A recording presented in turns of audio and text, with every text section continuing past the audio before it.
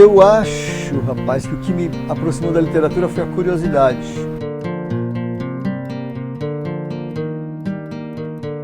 Quando eu era bem moleque, que eu ouvia histórias, ou da minha avó, antes, depois do meu pai, quando a gente viajava de carro, era o momento mais próximo do meu pai, a gente viajava para o sul de Minas, para o ciclo da pamonha, fazer pamonha no que tinha restado da fazenda de café do meu avô. Então assim, eu sempre ficava intrigado com o quanto é transformador. Primeiro quando eu ouvi história, depois quando eu comecei a ler histórias, aumentou que a palavra muda tudo, para melhor e para pior também. Porque você está lendo uma história de terror, sua casa vira um ambiente de terror.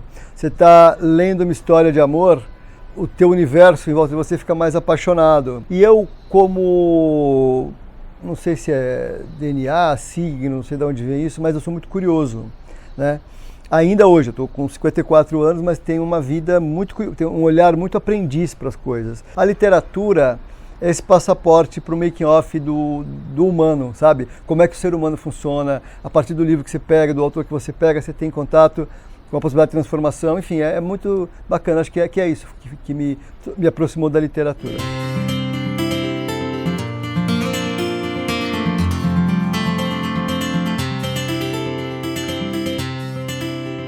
Quem me pegou primeiro na literatura, é bem chavão que eu vou falar, mas foi Machado de Assis, lá no colégio, quando eu tinha que ler os clássicos, porque a primeira vez, por exemplo, Dom Casmurro, né, que eu fui ler o Dom Casmurro, eu achei intrigante, mas eu não tinha temperamento para ler o Dom Casmurro aos 13 anos de idade. Então antes foram as histórias de aventura, Stevenson, os gringos, aí depois o Monteiro Lobato, com a sua grandiosidade, quando eu li o Saci, para mim foi como se eu estivesse mergulhando no universo, e estava, na verdade, totalmente abismático e novo, encantador, de onde nunca mais eu saí, na verdade, que até hoje, sinceramente, eu continuo perdido lá com o Pedrinho Saci pela floresta, né? E depois, lá um pouco mais adiante, o Machado de Assis. Eu ficava intrigado como o quanto ele entendia do ser humano, né?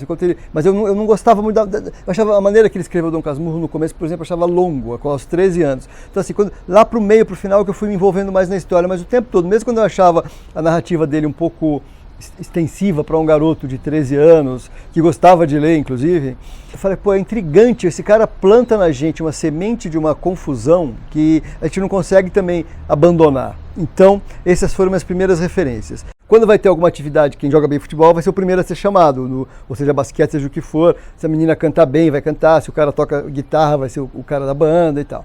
Aí eu era um dos caras que ia bem na letra, na palavra, então se tinha grupo de rock, eu ia fazer letra de música, o teatro, eu ajudava a adaptar, escrever, inventar, ia mais para a parte de texto. Ali, com os 13, 14 anos, eu comecei a me deparar, no momento da alta repressão militar, eu estou falando, 1974, né?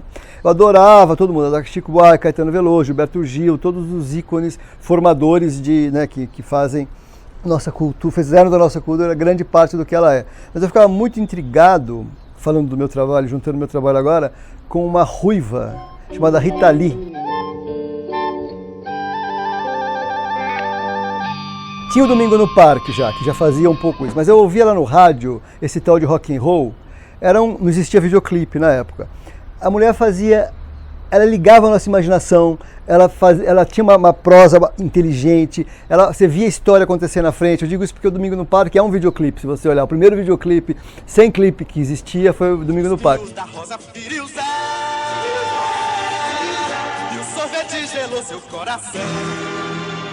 Sorvete, a rosa, o José, a rosa e o sorvete, o José, oi dançando no peito, o José, do José brincalhão, o José. O mais forte na minha formação foi esse tal de rock and roll, porque a Rita falava da angústia da mãe, em dúvida, quem era aquela menina que não cabia direito no jeito de ser filha que ela conhecia. Esse tal de rock and roll. E eu falei, cara, olha só eu aí, eu não cabia direito no jeito de ser moleque, que era conhecido no geral, né?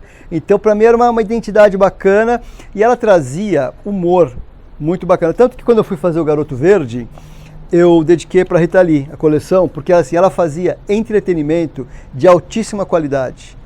Isso para mim foi sempre um padrão de excelência, ao pensar no trabalho da Rita Lee e quando eu pensei em fazer literatura, eu sempre quis fazer literatura com cara de entretenimento, porque eu não acredito que seja necessário você desligar o cérebro para se divertir, e para você refletir você não tem que ser chato, pesado. Então, a Rita, para mim, ela foi uma referência forte por causa disso. Ela fazia com o trabalho dela, ela driblava toda a censura, comentava os assuntos com a mesma importância que os meninos, né, Caetano, Gil, todo mundo comentava, da angústia do ser humano, a transformação do ser humano, a dificuldade do ser humano em ser ele mesmo, no momento de tanta repressão que a gente vivia, e ela fazia esse número muito bem feito e driblava totalmente a censura. Ela não parava, as coisas dela não paravam porque ninguém entendia o que ela estava fazendo, então passava embora. Então eu falei, pô, essa mulher é legal. E comecei a prestar atenção nisso e isso me moveu a vida inteira. Foi a vontade de contar história, sempre com um acabamento que levasse para esse pop contemporâneo, que é muito parecido com o universo dela, que é o meu universo também, onde eu habito, a minha vida, meu jeito. Você vê meus livros, a cara dos meus livros. Eu faço questão que eles tenham um cara que mistura um pouco de HQ com linguagem de literatura. Então, 2 a 1, por exemplo, também, que é um livro bacana que a gente tem. São histórias as histórias, elas falam o tempo todo de transformação, seres humanos que querem mudar e mudar para melhor, né? Ainda bem, né, que é para melhor, e sempre com uma cara pop. Se vocês olha aqui, por exemplo, A Guerra na Casa do João, que é o lançamento, tem uma coisa de cartoon, um movimento. E aqui está falando de uma coisa dificílima, a separação dos pais. O garoto está num campo minado, com o pai de um lado, a mãe do outro, e ele ali aguentando a história dessa separação que é transformadora para qualquer um, né? Esse aqui que nós estamos vendo à minha direita é o Marcão, meu amigo de fé, meu irmão camarada, que me acompanha há 7 anos, né, Marcão? E que há 7 anos me ajuda a ser uma pessoa melhor. E que mostrou para mim essa coisa do amor incondicional. O que é o amor incondicional, né, Marcão? Um sedutor, por natureza. Hoje em dia eu me alimento... eu me alimento de alguns autores que me remetem para o ser humano contemporâneo, mas para o arcaico dele. Tem 2 autores especialmente, que é o Michael Cunningham e o Amos Oz. O Amos Oz pela coisa ancestral, pelo mergulho, o ambiente onde ele coloca as histórias dele, ele leva você para uma coisa de uma profundidade, né? Independente da questão dos judeus, né? Que ele é um autor ambientado, o universo todo dele a partir de Israel e tal, mas o que ele fala do ser humano, a partir daí o mergulho arcaico que se dá no ser humano na obra dele é encantador. E o Michael Cunningham, que é um contemporâneo que fez, para quem não sabe, ele fez As Horas. Ele tem uma série de livros, Dias Exemplares, Laços de Sangue, que são exatamente alinhados com o pop, como eu estou falando, como é As Horas. As Horas, se você pegar no filme, que tem essas tramas no livro também, né, você vai encontrar o casamento né, desde da Virginia Woolf até o pintor aidético dos anos 80, né? Então, assim, esse trânsito pela cultura, né? E esses caras, eles me levam para um mergulho para a profundidade. Acho que o que está me movendo agora é entender um pouco mais, um mergulho um pouco mais profundo no arcaico da gente mesmo. Assim, né? Os temas que estão no meu livro, amor, ciúme, autoconfiança, as descobertas, nunca vão passar. Quer dizer, é isso desde a Grécia. Assim, só que na Grécia era de um jeito, no Shakespeare fazia de outro, Machado de Assis de outro, os autores contemporâneos fazem de outro, eu faço de outro, e assim, mas sempre os temas são os mesmos, é a transformação do humano. No caso do Shakespeare, vamos além, é a invenção do humano, como diz o Harold Bloom, né? Então, assim, o tema do meu livro, os temas, se você pegar o tema do meu livro, qualquer um vai estar alinhado com a Grécia.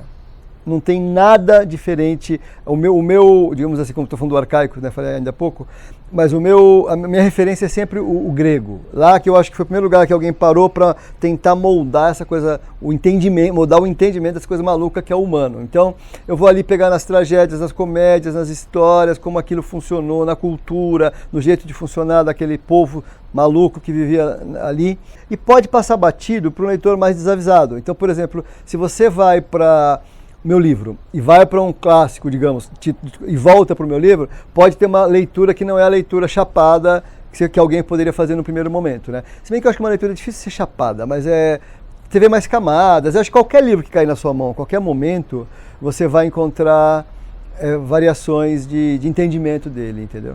Eu ouço muito de educador e de leitor também, e eu acho que isso é de propósito, na verdade, que é assim, os meus livros, eles ajudam a formar leitor, o que para mim é bárbaro, porque assim, nossa, quantas escolas, especialmente escolas, né? Fala, pô, olha, eu costumo abrir o ano com o teu livro, porque eu sei que vai dar um fôlego, estou sendo bem imodesto, desculpe, de prazer e de contemplação de temas, mas ao mesmo tempo um acabamento que aproxima, não intimida o leitor, seja na linguagem, seja na maneira que o tema é abordado, e os temas são os temas universais, que estão também na outra literatura dita como a grande literatura, não só a literatura feita para jovem e adolescente, né? Mas que dá fôlego para o leitor. Então eu fico muito feliz quando ouço que alguém vai ler aquele tombo que eu levei, para depois poder dar mais ar na bexiga para o leitor voar mais alto. Eu me sinto honrado de poder abrir essa frente, né? Que acho super legal.